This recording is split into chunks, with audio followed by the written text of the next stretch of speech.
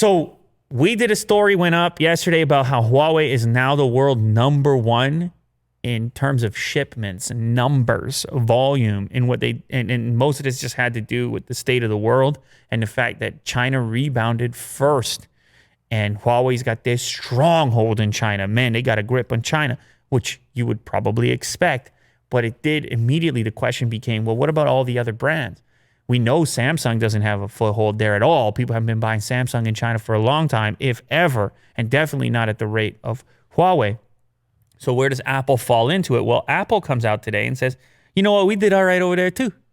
Oh, okay. Okay, they say Apple saw substantial year-on-year growth of 35%, selling 7.7 million units, though its sales made up only 8.5% of the total market. So Apple's up, but it wasn't that hard to come up because it was such a small percentage of the market to begin with. Huawei, on the other hand, who we talked about, they were up 8%, but they were already a huge installed base. What is their scale? Is that on here as well? Yes, 44%. Increase its share of the market to 44%. That's a big deal. I mean, Will, that's half the smartphones.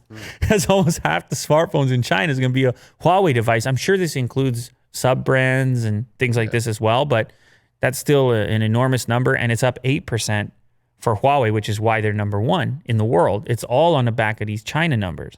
You would think that Xiaomi or Oppo, they would be doing well too, right? Yeah, Android-based brands Vivo, Oppo, and Xiaomi saw shipments decline 13% and 19%. 13, 19, and 19 respectively. So they're bearing the brunt of the economic downturn. Right. The brands that you just mentioned.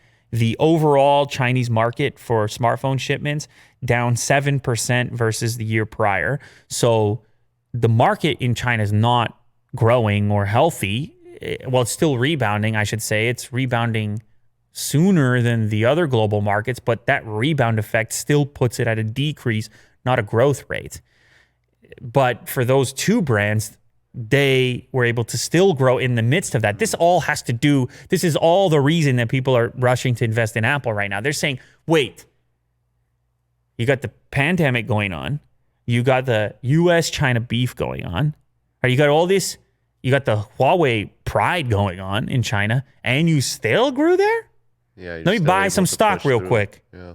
Because you had everything going against you, and you still were able to grow amidst all that. Now, granted, we have to still see what develops and what takes place coming forward. They don't break out in this particular thing, the different devices that were the popular ones within China. I don't know, Will, if this new SE had anything to do with this growth. With Apple finally having a model that's truly affordable, that could have had an impact. This particular data does not expose on a per model basis.